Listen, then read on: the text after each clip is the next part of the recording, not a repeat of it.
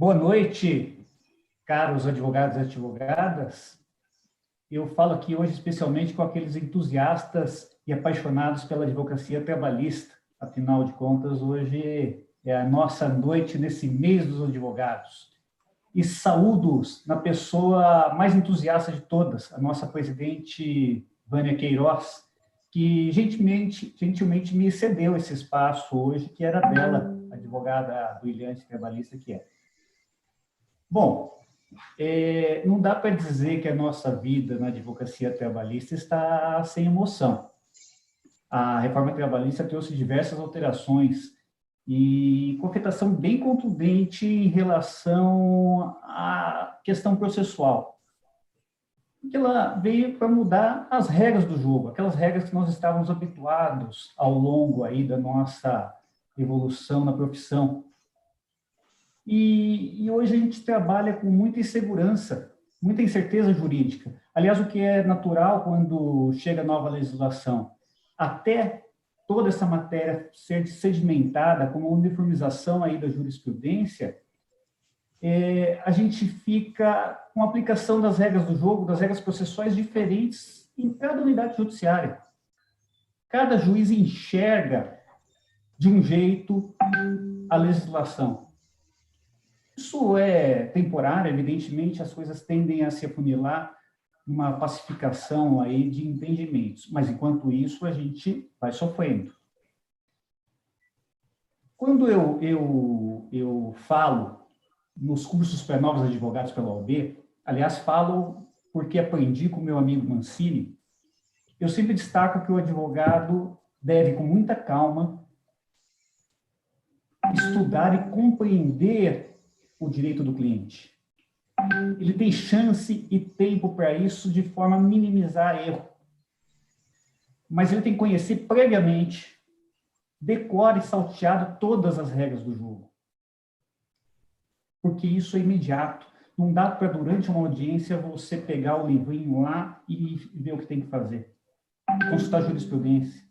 Você tem que ter uma reação imediata a toda a situação e circunstância que acontece numa audiência. Isso, hoje, está cada vez mais difícil, diante desse citado aí, entendimento variado para cada ato processual.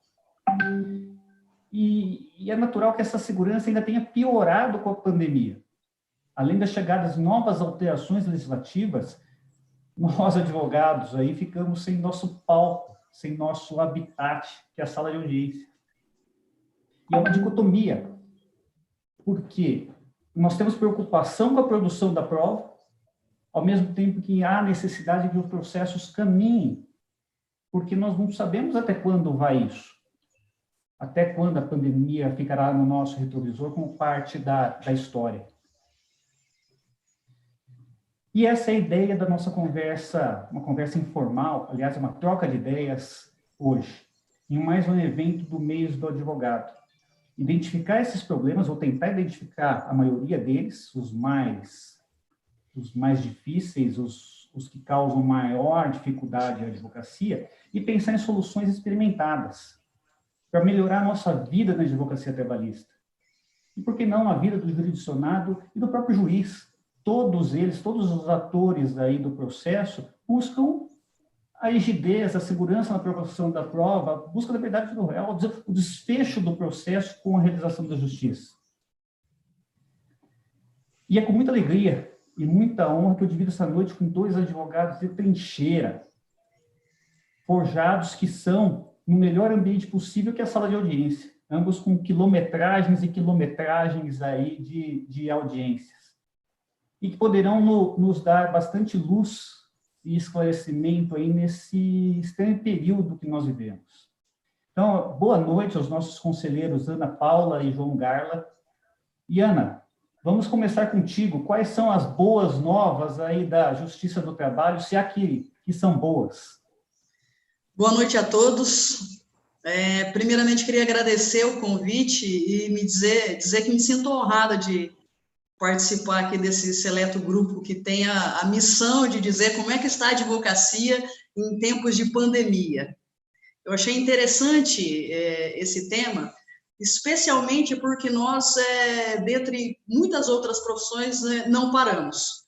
Nós, entre aspas, entendam bem o que eu vou dizer, nós sobrevivemos da crise, mas no sentido de regular, de trazer paz e equilíbrio num momento extremamente difícil, acredito que para todo mundo. Então, é mais uma missão honrosa dos advogados nesse sentido de tentar amenizar os aspectos aí da pandemia e todos os aspectos das vidas dos cidadãos. Então, é com essas palavras aí que eu quero desejar uma boa noite a todos e bem-vindos à nossa live. Tão importante, hein?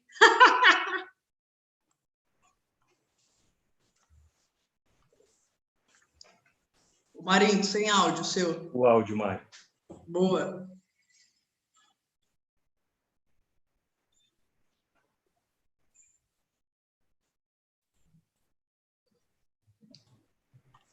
Voltei. Eu tive uma pequena dificuldade aí com tecnologia, mas estou de volta.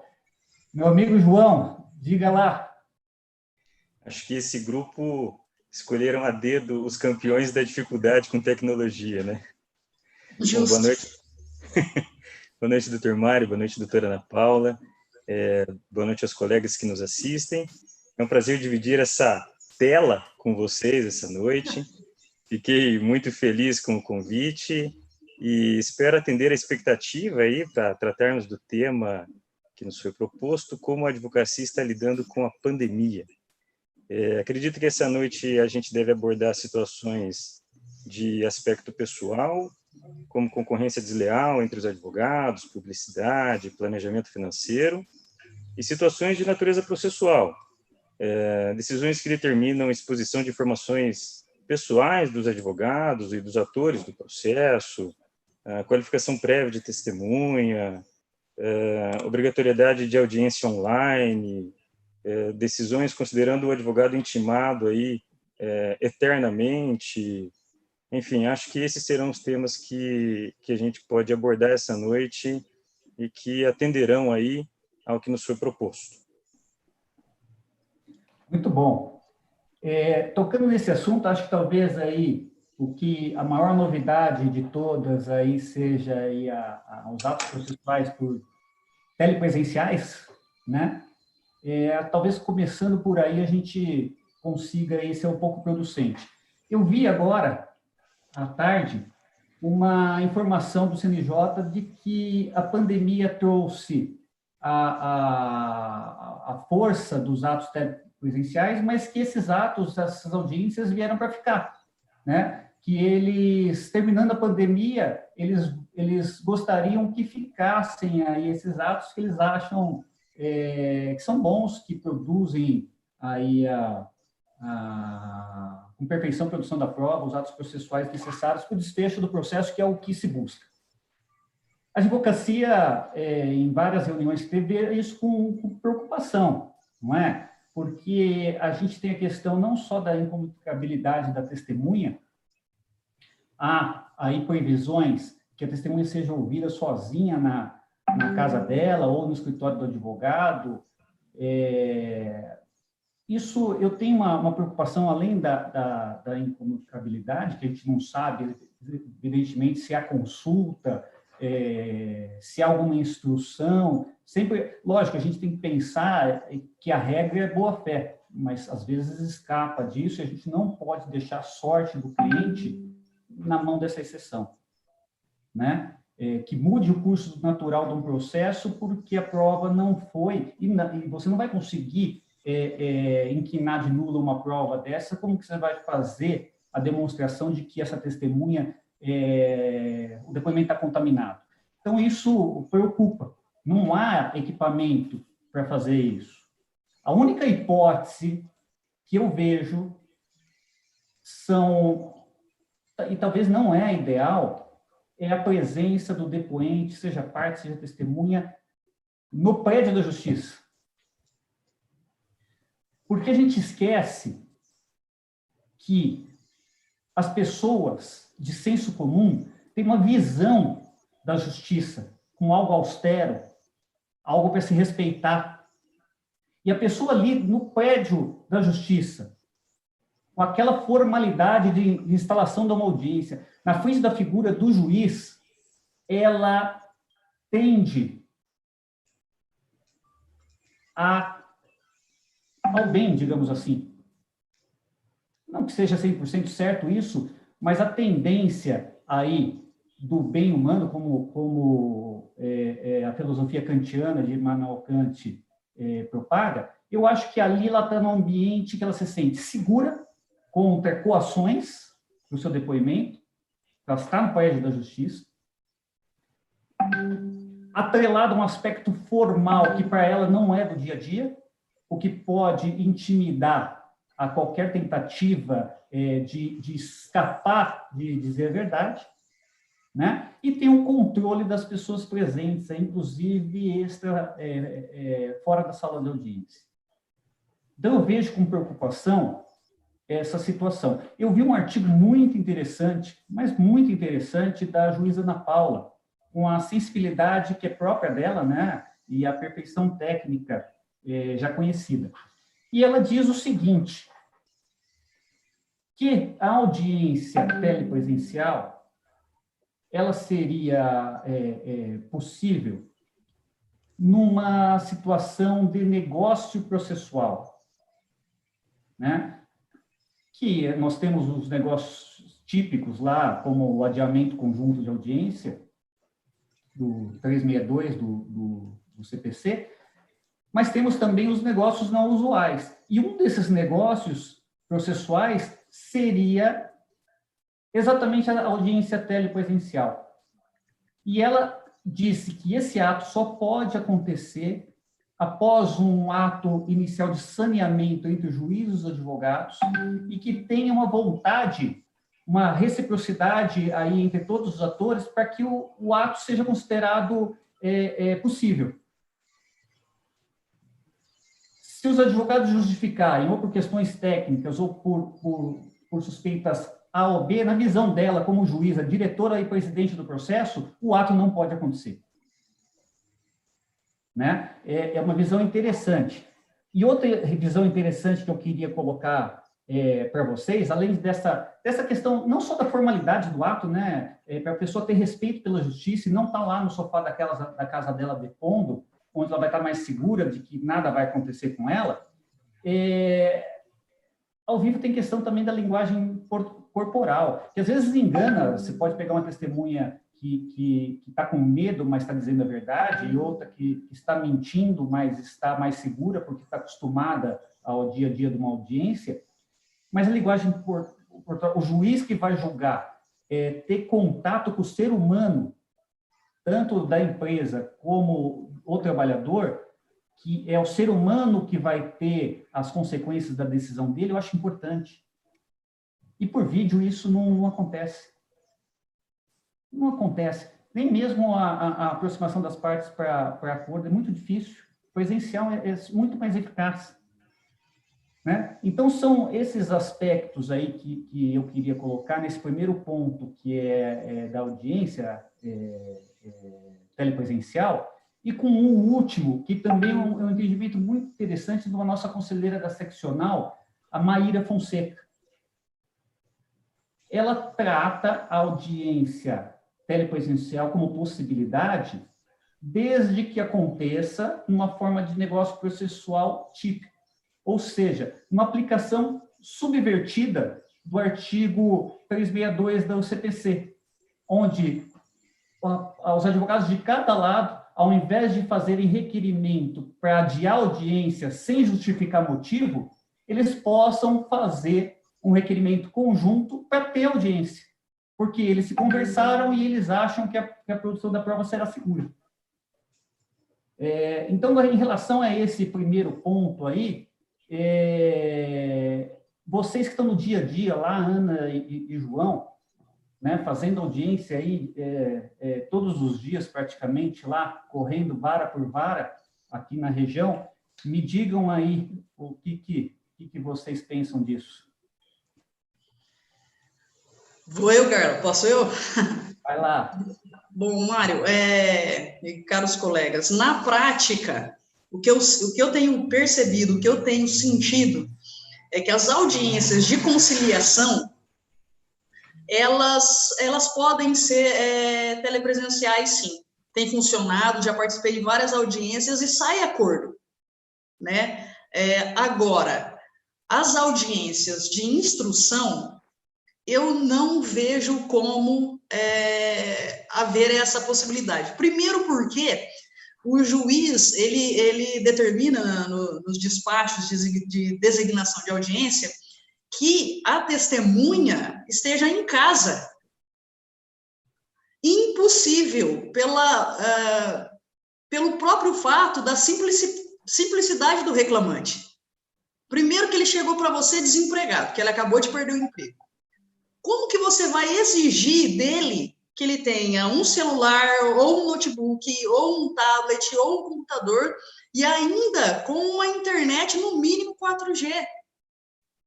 Então, eu acredito que, num primeiro momento, essas audiências de instrução telepresenciais não funcionam, né? Percebo também que essas audiências, esses juízes que estão tentando, via essas audiências, essa designação de audiência, deixar muito na responsabilidade do advogado a responsabilidade pelas testemunhas, pelo fato de que a gente tem que ter a responsabilidade de garantir que a testemunha terá todos esses equipamentos e que vai acessá-los. Eu gosto muito da Ana Paula no despacho que ela faz, marcando a audiência de conciliação, a juíza do trabalho de Cambé, onde ela diz o seguinte: olha, está marcada a audiência, mas se não comparecer ou houver qualquer problema, não haverá prejuízo.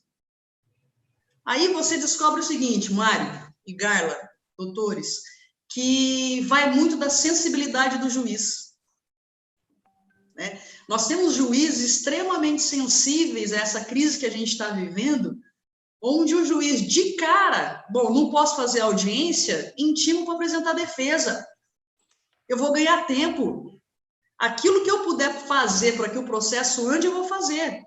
Agora, nós temos outros juízes um pouco mais insensíveis, que nem para defesa intima, mas simplesmente que a empresa tome ciência daquele processo. Ou seja, não é para fazer nada além de, olha, tome ciência que esse processo existe.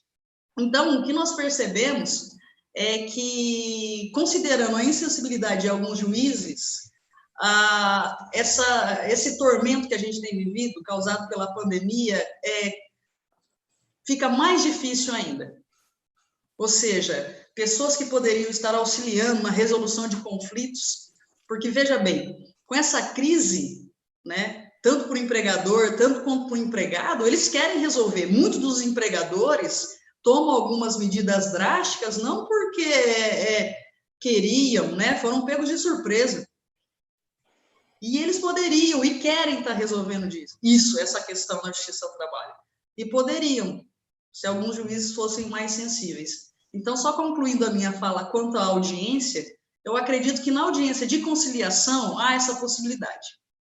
Agora, eu não vislumbro efetividade e eu até mesmo que possa ser realizada efetivamente uma audiência de instrução por videoconferência. É uma questão interessante, né, Ana? Porque, veja, tecnicamente o juiz pode estar até certo, porque o momento de se apresentar a defesa é na audiência. Mas a questão da sensibilidade é importante nesse momento que nós vivemos. Nós não estamos num período normal, né? E não há, pelo menos do meu conhecimento, arguição de nulidades porque estão aplicando prazo de CPC para apresentar defesa em 15 dias, né? E eu acho que a apresentação da defesa é um ato importante para a aproximação das partes para a conciliação.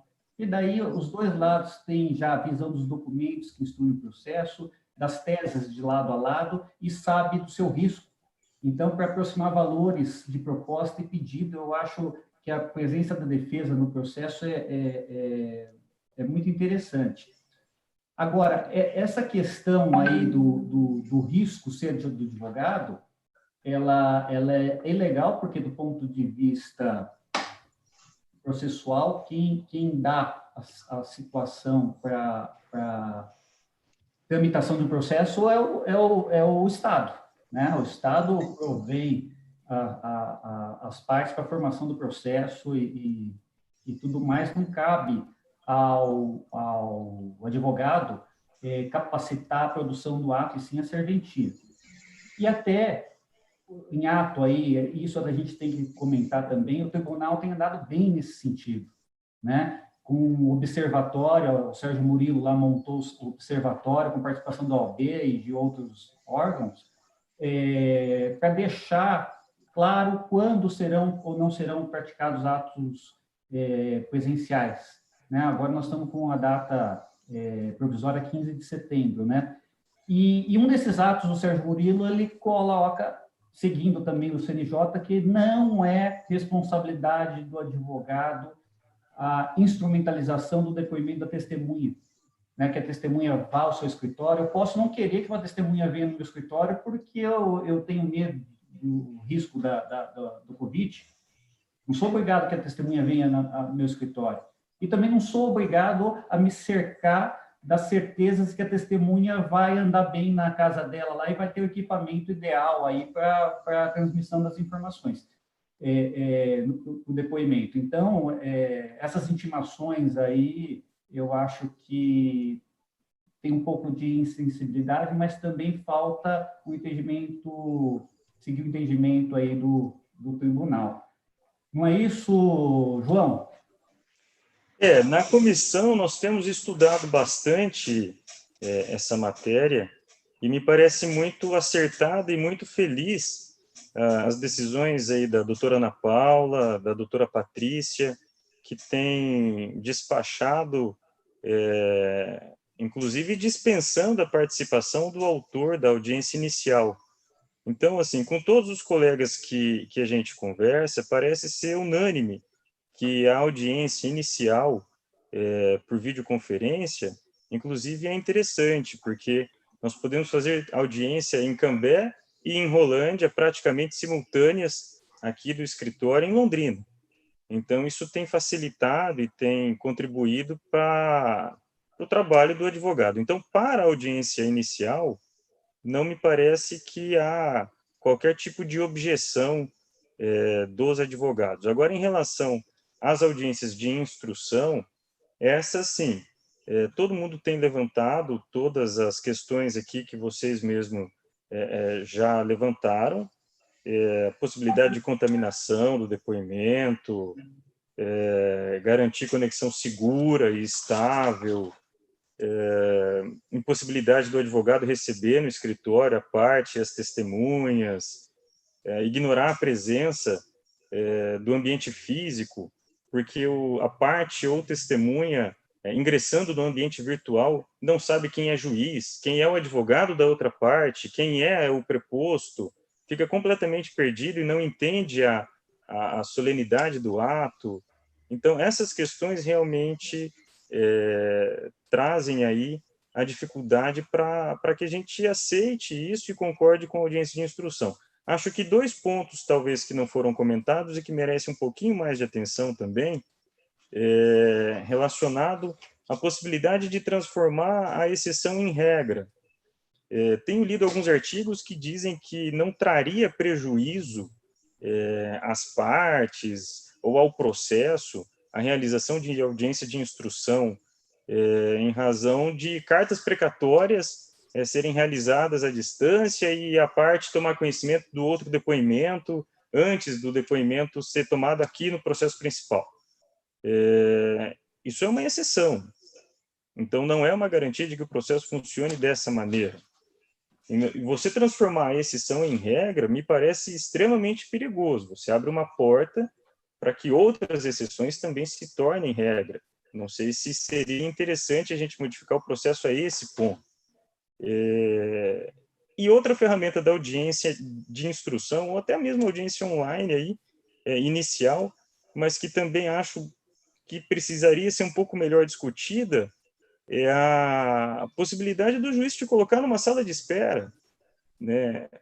sem que você concorde com isso, ou que ele corte a sua fala ali, que te coloque no mudo, e situações que não aconteceriam na audiência presencial, né? Na audiência que você faz inicial aqui online, às vezes o juiz te coloca na sala de espera e vai fazendo outras audiências que estão acontecendo.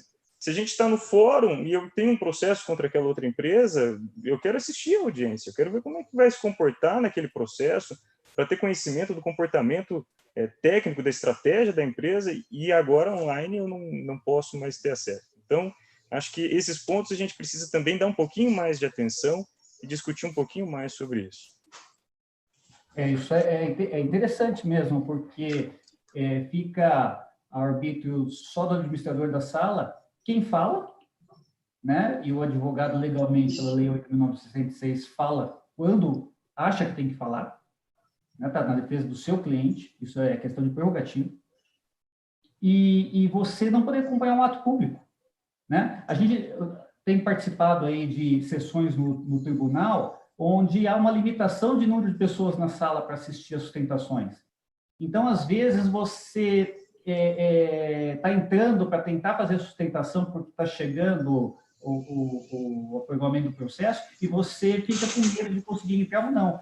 Mas todo mundo deveria entrar. Se o ato é público, o julgamento é público, né? A não ser quando há segredo de justiça, tinha que criar uma fórmula aí para evitar essa limitação.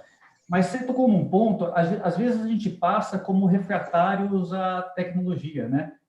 Vem a tecnologia, nossa, mas esses advogados aí não querem colaborar com o processo aí na forma do CPC, eu quero que o processo ande, né? Mas isso é um pouco complicado. Por que é complicado? Porque a consequência de eventual problema no trânsito, na tramitação do processo, é do nosso cliente. E a gente sabe a responsabilidade que tem de falar em nome de terceiro. Nós não estamos lá arguindo ou defendendo direito próprio. Nós estamos com responsabilidade muito maior que isso, porque nossas decisões e os efeitos das nossas decisões atingem terceiro, que é o nosso cliente, que confiou, ao assinar aquele papelzinho de procuração, confiou no nosso serviço, confiou no nosso trabalho. E aí a gente é retirado de sala, né? Então, não vejo como isso aí pode assegurar ampla defesa aí e a gente ter segurança jurídica de que o processo... Eu não estou dizendo que o processo do meu cliente tem sempre ser favorável a ele, mas eu tenho que ter todas as ferramentas para buscar esse resultado. Se o resultado for outro, não tem problema, as regras do jogo foram cumpridas e mostrou que o meu cliente não tem razão. Ótimo! Isso da paz social, da segurança, a pessoa saber que arguiu, mostrou todos os argumentos dela e mesmo assim perdeu. Isso da segurança. Agora, você não conseguir conduzir o processo e isso afetar o resultado, isso não dá paz para ninguém. E a função da justiça, do poder judiciário, do Estado juiz, é dar essa paz social.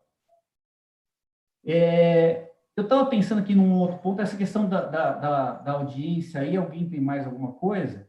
Porque eu vejo, queria ouvir de vocês também, a falta de uniformização nessa época que já tinha, né? Cada vara tinha uma intimação diferente para o mesmo ato processual, mas que agora isso piorou um pouco, né? Então, umas com prazo para apresentar defesa, outras com prazo para apresentar defesa e depois nova intimação para réplica, depois outros com prazo para apresentar defesa, mas que o reclamante ou o autor do processo já sai intimado que depois da defesa já começa o prazo dele sem nova intimação, outras que intima a parte só para que a parte saiba que tem um processo contra ela, ou seja, olha, não vai assustar não, mas tem um processo contra você aqui, a hora que for para apresentar defesa, a gente te chama, mas só para você saber, viu? Né? Então, todas essas... E a gente estava falando das regras do jogo, né? Se a gente não tem segurança nas regras do jogo, é difícil a gente trabalhar. Então, como que vocês estão lidando com esse tipo de atos ou intimações de atos completamente distintos, né, de lugar para lugar? Bom, Mário, a grande questão é aquilo que você falou, né? É insegurança total. Nós, advogados trabalhistas, num primeiro momento, nós estamos tendo que ter bastante atenção, porque, como você disse, cada juiz despacha de um jeito, cada juiz faz daquele jeito que ele bem entende. E tem despacho para tudo, para todo tipo de gosto, né? É igual você disse, tem despacho que fala assim, olha, não se assuste não, mas você tem um processo contra você, apresente defesa, olha, o autor, assim que apresentada a defesa, já está intimado para impugnação. Então, eu sinto uma insegurança muito grande de não ter regra. Tem que ter o dever de ter uma atenção muito maior para cada despacho, e não é nem para cada juiz, porque ao mesmo tempo que o juiz pensa no jeito, amanhã ele já amanhece pensando de outro jeito e já dá outro despacho. Então, nesse primeiro momento de crise aqui, nós, advogados trabalhistas, estamos tendo que ter uma atenção a mais. Esses dias eu vi um despacho do juiz, inclusive falando que a data inicial do prazo para apresentação de defesa não era da juntada da notificação nos autos, mas do recebimento. Foi o primeiro despacho que eu vi nesse sentido na Justiça do Trabalho. Sempre esse despacho ocorre nos processos que correm no juizado de pequenas causas, ou seja, você recebe a intimação e você já se dá por intimado e começa o prazo para apresentação de defesa. Então, ali, no finalzinho da intimação, já veio essa advertência. Então, causa em nós uma insegurança muito grande. Insegurança e um medo também, porque ao pedir que seja adotada uma única regra, qual regra será? Aquele dos juízes mais sensíveis ou aqueles que têm causado prejuízo tanto para as empresas quanto para os empregados? Então, eu sinto uma insegurança muito grande. E o meu voto e a minha conclusão, dando uma solução para esse problema, é no sentido de que sejam adotada a regra dos juízes mais sensíveis. Ou seja, intima, apresenta a defesa, é concedido prazo para o autor para impugnar, ele já vai ver onde que ele está falhando, os pontos onde ele vai precisar de mais atenção, aquilo que ele vai precisar provar, aquilo que ele não vai precisar provar, aquilo que ele vai pedir mais de acordo, aquilo que ele não vai pedir. Isso tem funcionado, como você disse mesmo, Mário, para conciliar. Está muito mais fácil você, com a defesa, com a inicial e com a defesa em mãos, fazer uma proposta de acordo viável, mais próximo da realidade. Então, esses juízes que têm adotado esse tipo de procedimento têm sido mais felizes, assim, na conclusão dos processos. Porque senão fica... São tantas diferenças de um lugar para outro, o mesmo ato processual que deveria ser... Isso como o processo, a alteração se aplica imediatamente, e como é a regra do jogo, como eu disse, deveria já nascer a legislação com os tribunais aí superiores sentando e falando assim, olha, a interpretação geral para o Brasil, a lei federal tem que ser essa. Perfeito. Né? Para dar segurança. Embora a reforma trabalhista já tenha tirado isso, esse poder do TST de fazê-lo. Mas seria o ideal, né? Porque nós não somos, senão fica parecendo advogado de filme americano, né? Tem um processo só. Então, ele está sempre acompanhando, sabe tudo que está acontecendo. Né? Não é aquela chuva de intimações durante a semana que chega, que às vezes você deixa de ler uma linha ali, pode escapar alguma coisa importante. Então, você está bem certa nessa questão da uniformização. Não é, João? Me parece que o tribunal tentou criar alguma espécie de regulamentação ou uniformização com portaria, mas aí, seguindo o seu exemplo aqui, né, aparentemente algumas pessoas realmente acreditam que a advocacia no Brasil é como um seriado americano em que a gente tem um caso por episódio, né? É ainda mais difícil quando a gente confronta essa situação no período de pandemia. O Brasil é um país que concentra o maior número de advogados do mundo. E se a gente tem esse número de advogados elevado, é porque a gente também tem um elevado número de ações patrocinadas pelos advogados.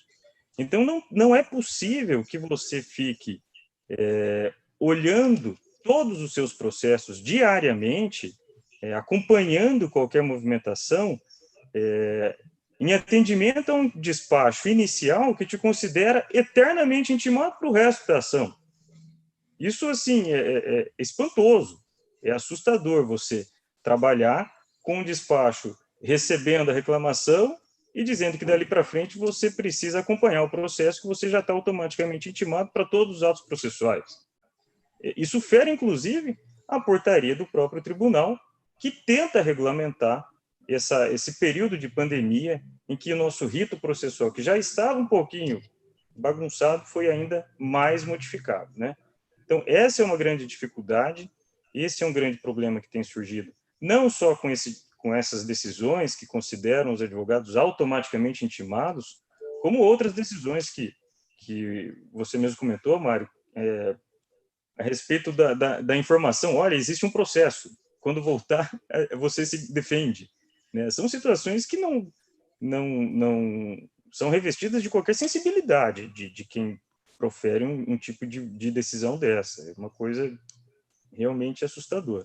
Então, isso causa espanto, e a orientação é que o advogado estude e se defenda disso, né? E brigue contra isso. Essa questão de uniformização, às vezes, é preocupante. Eu estava pensando aqui sobre os tribunais superiores fazer uma uniformização de cima para baixo, o que engessa um pouco a questão da evolução jurisprudencial, porque tira um pouco do trabalho dos advogados de defender tese, junto ao juiz de primeiro grau.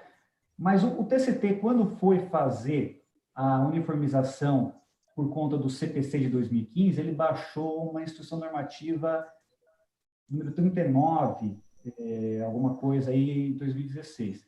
Horrível, péssimo, né? Ao invés de falar o que aplicava no processo de trabalho, foi pensando, isso aplica com essa interpretação, isso não aplica, fez uma colcha de retalhos, como a reforma trabalhista fez com a CLT, mas fez com o CPC, pensando artigos do CPC, que se aplicava, às vezes, pela metade, criou uma confusão. Já aqui, o nosso nono regional andou muito bem, quando ele fez os indicativos aí para os atos telepresenciais, essa direção do PRT aqui do Paraná fez com absoluta clareza, para a gente não ter dúvida, especialmente, repito, de que os advogados não têm responsabilidade pela produção desses atos. Uma outra questão aí que eu acho importante a gente debater é o aspecto financeiro aí. Os processos andam e a gente está preocupado aí com a realização da justiça, mas, evidentemente, também é nosso ganha-pão, né? Tem existido dificuldades aí com a Caixa Econômica, Banco do Brasil, em relação à liberação de alvarás e guias de retirada nesse período. Os processos aí com os trabalhos remotos dos serventuários, que nem estão se desdobrando aí para manter uma normalidade. Como que está acontecendo isso aí na visão de vocês? Bom, eu creio que aquilo que dá para ser feito, os serventuários têm feito com agilidade. Às vezes você protocola uma petição, né, já vai concluso e o juiz também já despacha, então a gente percebe uma agilidade maior eles trabalhando nessa questão do home office. Agora, a dificuldade que eu tenho encontrado é no sentido de que, expedida a guia de retirada, o advogado informa uma conta bancária para que seja transferidos os valores da guia retirada para a conta pessoal, ou a conta do próprio cliente, já ressalvando seus honorários, ou cada qual para os seus honorários na conta do advogado, e por aí vai. A demora que a Caixa tem, o problema maior é a demora da Caixa, Mário. Eles não têm feito isso com uma certa agilidade. Eu percebo que a OAB tem cobrado e a justificativa é o montante de serviço, que eles não estão conseguindo fazer esse repasse. Só que, em época de pandemia, já está difícil, os processos já não estão andando. E os que estão andando, essa demora maior aí em creditar os honorários e os valores devidos aos clientes tem causado um transtorno imenso aí para a vida tanto dos advogados e para os clientes que finalmente pensavam em receber algum valor. E falando nesse atraso, há uma repercussão processual aí importante, né? Porque, vamos supor o parcelamento do artigo 916 do CPC lá, né? Que na verdade, lá na Justiça Estadual, na Justiça Federal, é um artigo 916 que se aplica apenas em execuções extrajudiciais. Nós, Justiça do Trabalho, que pensamos na proteção da verba alimentar, a gente adota para tudo aqui, né? Para cumprimento de sentença, pode ser um banco com nenhuma dificuldade financeira, mas ele vai lá e parcela pelo 916, né? E o credor alimentar é obrigado a receber nas 6 vezes aí com 30% de entrada. Mas tudo bem.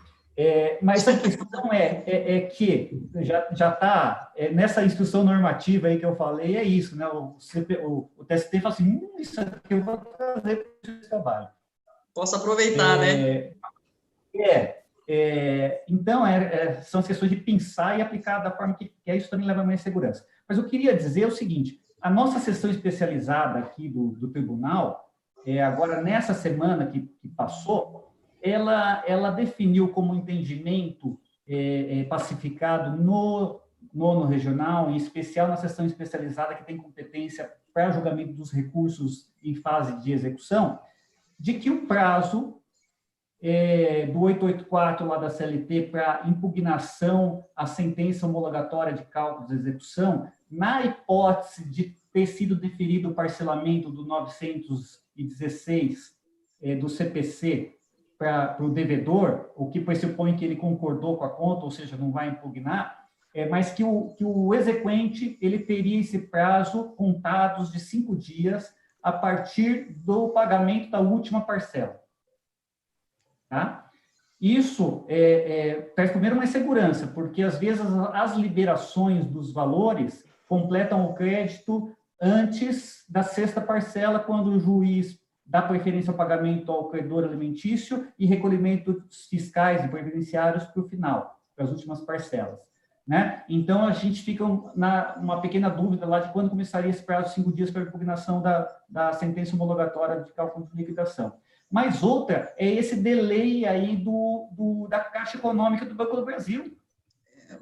Né? Porque houve lá o pagamento da 6ª parcela, mas você não recebeu o valor, você não sabe qual o valor atualizado que você vai receber para você poder fazer a impugnação à conta. Mas o seu prazo já foi iniciado ali com o pagamento da 6ª parcela. Então, quando o banco atrasa, afeta o seu direito processual.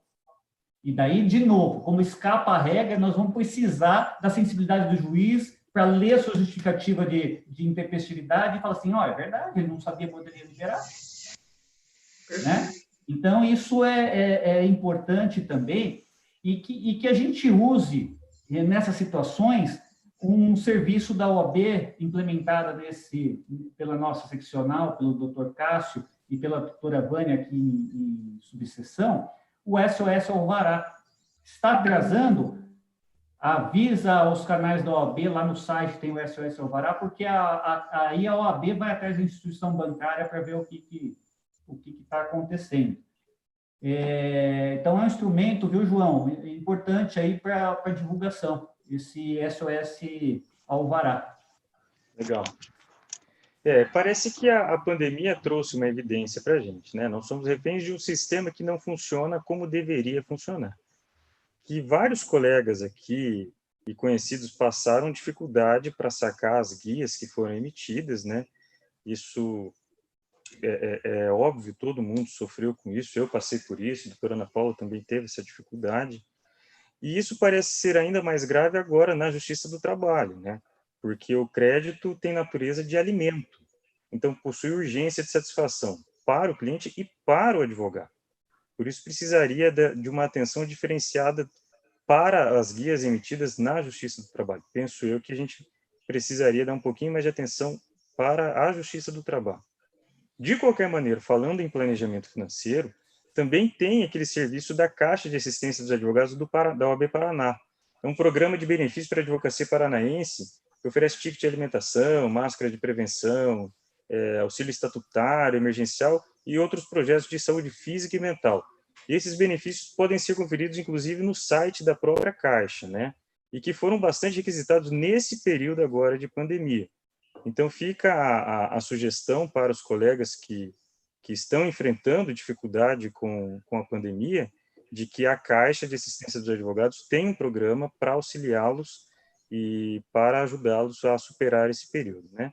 Agora, aqui em Londrina, para as guias de retirada, a orientação é que fosse enviado e-mail para a Caixa, com cópia da guia, com uma cópia de autorização indicando a conta para ser creditada e uma cópia da OAB.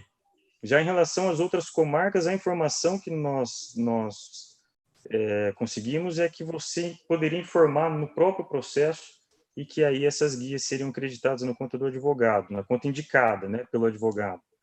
O problema realmente foi a coincidência da pandemia, né, do acúmulo de função da pandemia, dos programas sociais do governo, com a paralisação das atividades. Isso realmente trouxe um tormento aí para todo mundo, né? E o problema é esse, mas é esse delay, né? Até você informar a conta com o número da sua AB, ok, tudo bem. Evita de você do ato presencial no balcão do banco lá do caixa. Acho muito bom isso. Mas a questão é que você informa numa segunda-feira, dia 5 do mês, e essa guia sai dia 10 do outro mês. Vencendo a outra.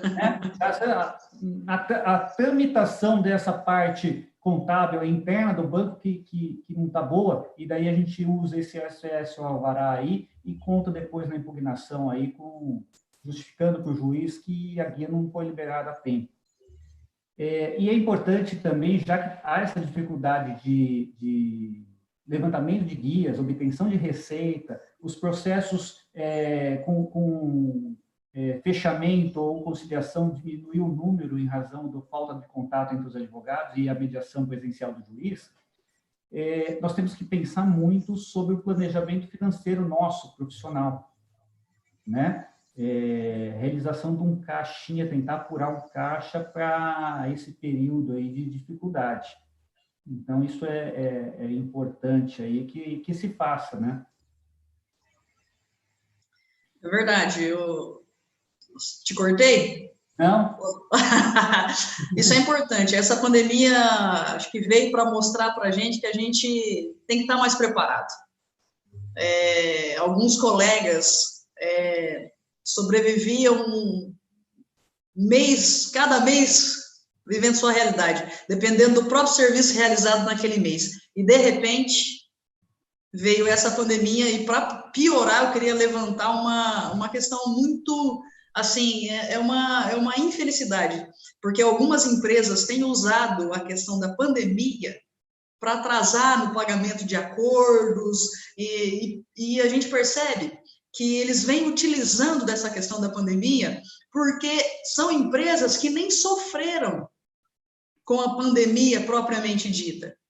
Não tiveram paralisação de atividade, não utilizaram nenhuma das medidas disponibilizadas pelas medidas provisórias. São empresas que, por conta da crise, até melhoraram o seu rendimento, mas são capazes de virem nos processos, alegando a pandemia e pedindo aí a prorrogação de parcelamentos de acordo, o que trouxe aí mais desespero para os trabalhadores. Isso tem acontecido mesmo, aquele despacho padrão. Falou em Covid na petição, está deferido o parcelamento. Eu já vi parcelamentos deferidos pelo 916 com embargos, por exemplo, no processo, ou seja, a parte nem tinha concordado com a conta, embargou e depois quis fazer como se o processo não fosse linear e só seguisse para frente. Ele voltou, não, peraí, eu vou concordar com a conta e quero o parcelamento. Né? Empresas que realmente a regra aí, infelizmente, essa pandemia é de desespero econômico para muita gente. mas alguns ramos tiveram aí digamos assim, uma situação aí bem vantajosa. Eu queria partir agora para João, você falou, né, sobre a questão de planejamento financeiro. Tá. Um tema um pouco espinhoso agora, tudo virou mídia, né? E os advogados se abraçaram cada vez mais a internet, Facebook, Instagram, e isso, a OAB está identificando excessos, em alguns casos, advogados que violam o artigo 34 lá da Lei 8.906, falando de vitórias em casos concretos, ou então aparecendo de forma habitual em programas de TV, colunas, que isso fere princípios de não captação de cliente e tornam a participação no mercado desigual, né? Como vocês estão vendo isso na advocacia trabalhista? Está acontecendo muito? Não está? Vocês então, ainda mais vocês que são conselheiros aí da subseção, e estão lá participando de julgamentos sobre comportamentos infracionais aí dos advogados, e talvez agora, nesse momento aí de moda, de Facebook, Instagram, isso esteja aí em evidência, não é? Sim.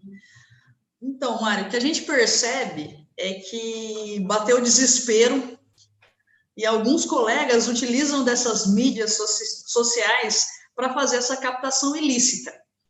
É bem sutil, mas com o intuito, com a justificativa de informar, eles acabam incidindo na captação ilícita. Como você bem disse, enquanto conselheiros, a gente vê essa captação como ilegal, né? Podendo essas pessoas sofrerem sanções aí por fazer essa captação ilícita que infringe aí o nosso código de ética, né? Eu penso que desesperado todo mundo está, né? Mas não é justificativa para que a gente haja de uma maneira antiética. Eu acho que a gente tem que pensar por um outro lado, né? Como eu disse no começo da minha fala, a gente sobrevive da crise. Então, que a gente possa aproveitar dessa crise para trazer um pouco de paz, né? Eu acredito que a nossa profissão é tão importante nessa questão de mediar e de trazer justiça para o meio da população. Então, eu acredito que o advogado tem que ir para esse caminho.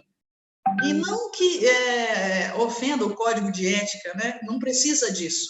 É só ter calma, paciência. Se o mundo está desesperado, a gente age de uma forma mais racional e tenta solucionar todos os problemas dos nossos clientes ou de quem nos procura. Então, a gente percebe esse desespero de alguns colegas da classe aí, que desesperadamente procuram por clientes, acabam infringindo o nosso código de ética. É uma infelicidade e pode incorrer aí em ações disciplinares. Acho que o que poderia ser tomado um pouquinho mais de cuidado é a respeito da divulgação de casos próprios, patrocinados pelo próprio advogado. Não sei se é por falta de informação, falta de conhecimento, mas isso o nosso código de ética não permite. E a gente tem visto isso com frequência, e aqui acho que eu vou discordar um pouquinho da minha colega, da Ana Paula, mas eu não vejo isso de uma maneira tímida, não. Me parece uma enxurrada de publicidade, né? De propagandas patrocinadas, então que você vê que aquilo está tendo um alcance imenso, e que isso acaba gerando até uma concorrência desleal. Então, você abre uma porta que depois fica difícil de fechar, e o nosso código não permite. Então, eu vejo com um pouco de receio essa publicidade em exagero que tem sido praticada, e tem um pouco de resistência em relação a isso. Não acho que seria... Me parece que isso realmente gera uma concorrência desleal. Você vai permitir que escritórios mais bem capacitados aí financeiramente, aparamentados aí, possam engolir e inviabilizar que os escritórios pequenos se desenvolvam. Não acho que seja justo com o advogado em início de carreira. Não penso que isso é uma situação saudável para a classe. É isso, é que as pessoas às vezes não identificam o perigo, né? Eu vejo advogados novos tentando achar o seu espaço no mercado, postando vitórias em processo, às vezes até de matérias já pacificadas pela justiça, mas postando lá, escritório X, mais uma vitória contra Y, e não sei o quê, não sei o quê. É lógico que ali você vê não uma questão informativa, mas chamar a atenção do público de Facebook e de Instagram de que aquele escritório consegue ganhar a causa, né? Ela tem uma melhoria imediata na pessoa, na cabeça dele, de que isso vai trazer clientes, né? Mas isso acaba prejudicando a imagem desse profissional no mercado, e isso corre muito mais fácil como rastilho de pólvora em relação a coisas bem feitas que ele tenha feito, e abre uma discussão para que, olha, se o outro está fazendo, eu vou fazer também, né? E aí é o que você falou, se os grandes escritórios começarem a fazer porque virou algo normal, a propaganda desse advogado iniciante vai ser assim, ó. E o escritório grande vai pulverizar realmente esse advogado que está começando no mercado. Então, ele tem que lutar pelo contrário. Ele tem que mostrar que ele, advogado novo, é contra a publicidade, é contra esse aspecto comercial da advocacia, para que ele tenha a chance de vencer na profissão. Senão não terá. O mercado vai ser abocanhado pelos grandes escritórios aí. Uma outra questão nós temos dificuldades de acesso a processos, né? Não aqueles que já foram digitalizados, mas nós temos processos híbridos em 3 fases. Nós temos processos que um pedaço é físico, um pedaço é escritório digital, e outro escritório outro pedaço é PJE. Aí você está procurando, né, onde está o pedaço do processo que você quer. Às vezes, para fazer uma peça, por exemplo, para fazer uns embargos de execução, uma impugnação à conta, às vezes você tem que ver peça lá no começo do processo, né? E lá está físico. E daí hoje você não consegue pegar esse processo, né? E às vezes parece que você está incomodando, mas veja lá o PJE, ou veja o escritório digital, e não é isso, né? A gente vê, agora, às vezes, até o despacho bem assim, se vira, passa com o que você tem aí, não precisa do processo. E outros despachos que eu já vi também, onde você entra com uma peça por conta de prescrição decretada, em execução, prescrição intercorrente, você entra com um agravo de petição, porque daí a matéria ali de direito, e daí intimam você para apresentar as peças desse processo, digitalizar tudo, como se você tivesse a responsabilidade do Estado de produzir a massa física do processo, ou a digital hoje, como você tivesse que ficar responsável por juntar todas as peças do processo. Se você esquecer uma por não negligência, mas porque não percebeu que estava uma faltando, você pode até levar uma pena processual aí por litigância de má-fé ou ato atentatório de finalidade de justiça. É o Estado jogando a responsabilidade para você. Ao invés do Estado certificar com a sua fé pública, olha, aquilo que era físico agora está digital, é isso aqui.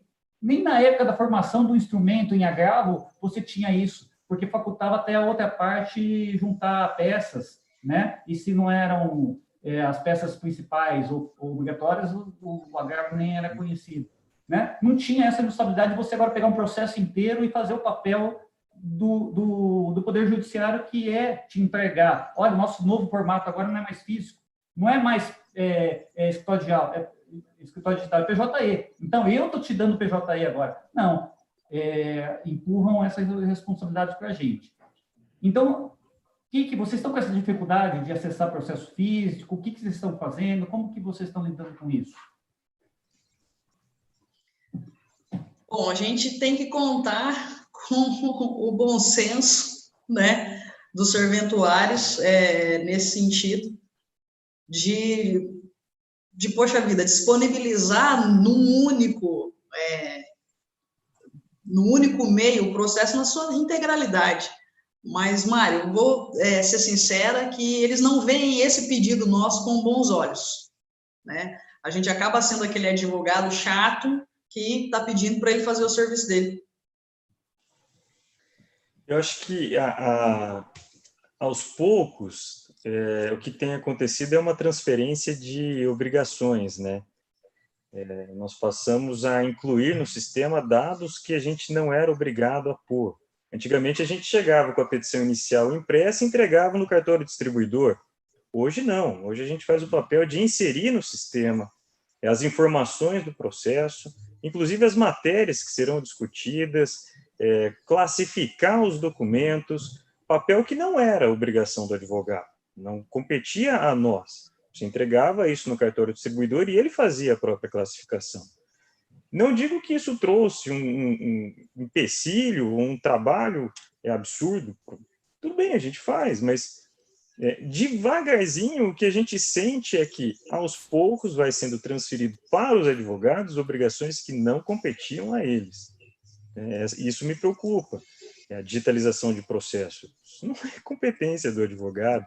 E se o advogado perder uma parte do processo? Exatamente. Ele isso. estava a serviço da justiça. Porque ele estava cumprindo uma determinação judicial ali.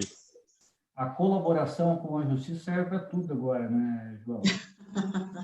Então, não, realmente preocupa isso. E informações, por exemplo, que não tem nada a ver em si com a lide, com o interesse processual do seu cliente, que é isso que você deveria praticar no processo. Nós temos que informar a atividade fim da empresa, o ramo de atividade para efeitos estatísticos, né? Quais são os pedidos que estão no processo, como se todo mundo que vai participar do processo vai ler a petição inicial, vai ler a defesa, vai ver os documentos, vai saber que pedido que tem. A gente precisa informar isso para o sistema ter dados estatísticos. Olha, 80% das ações trabalhistas são de verbas rescisórias, né? É para isso. Isso serve ao jurisdicionado? Eu cheguei ao ponto de ver decisões dizendo que o advogado deveria, depois de distribuída a ação, classificar novamente todos os pedidos, porque ele distribuiu classificando horas extras. Mas a ação envolvia outras matérias, insalubridade, férias, dano moral, mas ele classificou horas extras. E houve uma decisão dizendo, olha, emende e faça a classificação integral de todos os pedidos sob pena de deferimento da inicial. Mas a classificação é mais importante que o conteúdo. O direito material não interessa. O que interessa é a classificação que está no sistema. Então, sem mencionar que na classificação pede só o pedido principal. Não pede que sejam nominados todos os pedidos. É verdade, é verdade. É a tal da jurisprudência defensiva. Tanto foi combatida aí na edição do novo CPC, mas que agora fizeram a jurisprudência defensiva da jurisprudência defensiva. Mas o Medina, né, trabalhou tanto para que o processo fosse cuidado do seu mérito, mas as formas continuam mandando para que não se conheça do mérito. O processo vive um número para extinção. Verdade. A gente está caminhando aqui para o final. Recebi aqui uma chamada aqui do roster, né? Então, as considerações finais, aí se tiver alguma coisa para acrescentar, Ana, vamos lá. Bom, eu acredito que nós estamos em meio a essa pandemia, mas que nós possamos aproveitar essa crise como uma oportunidade para crescer. Eu sei de todas as dificuldades que a gente tem enfrentado na prática, mas também vejo como uma oportunidade para estudar e e se defender e ser mais aguerrido. Então, eu vejo como uma oportunidade para o advogado de crescimento. Desde que a gente não se cale, seja através da OAB, a gente sabe muito bem do trabalho que o Dr. Mário, junto com a doutora Vânia, tem realizado.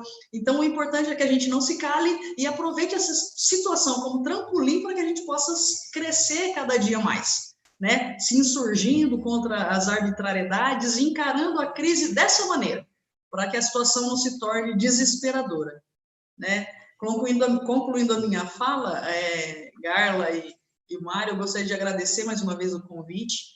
Queria mandar aí um abraço especial para a Comissão dos Advogados Trabalhistas, que eu acredito que estão nos assistindo. Faço o convite também para você, advogado, que atua na área, que participe com a gente da comissão.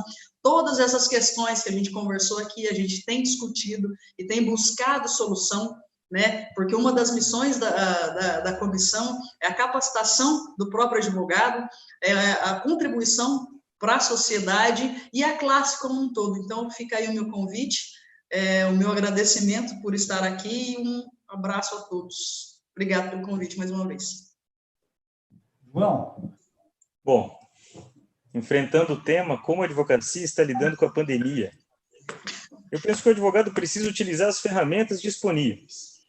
Em situações de decisões arbitrárias, estude o regimento do tribunal. Veja se não é o caso de interposição de correição parcial. E não hesite em procurar a OAB. A casa do advogado é o porto seguro dele. Use a OAB.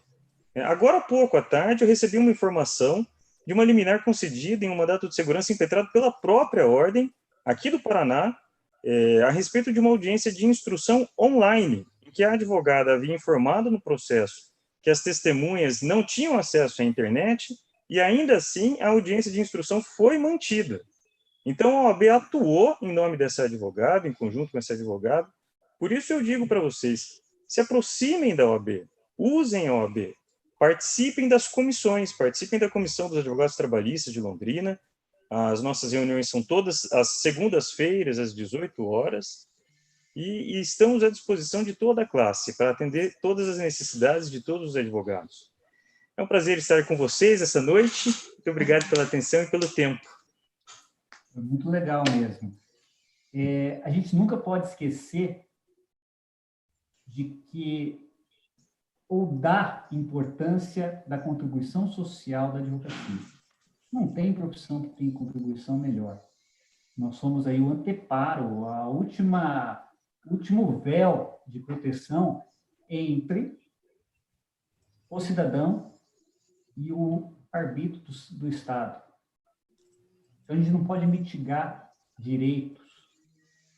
E se a gente sentir que o processo, mesmo todo sensibilizado com a questão da pandemia, não vai atingir sua finalidade, se nós fizermos o ato telepresencial, nós não poderemos fazer. Por mais interessado que estejamos na tramitação célere do processo, não adianta andar rápido o processo e esse processo não fizer a justiça. As coisas têm que andar juntas. Tá? Se o advogado tem dificuldade com isso, faça como o João falou, procure a OAB. Nós temos um diretor de prerrogativas, que é o Bandeira. Nós temos procurador para a defesa do advogado, que é o Luiz Guilherme. Nós estamos amparados e estruturados para defender as prerrogativas do advogado. Procurem a ordem. Nós temos lá na OAB a informações sobre os plantonistas na justiça, quem está atendendo os telefones para casos urgentes. Se socorro da ordem. E como a Ana falou, também se socorram da Comissão de Advogados Trabalhistas, a nossa querida Cate, para ter esclarecimentos sobre esse período, não só sobre esse período, para trocar experiências também sobre o cotidiano da advocacia trabalhista. Eu agradeço muito, doutor João Garla, doutora Ana Paula Silva, vocês foram demais. Obrigado aí e uma boa noite a todos. Boa noite.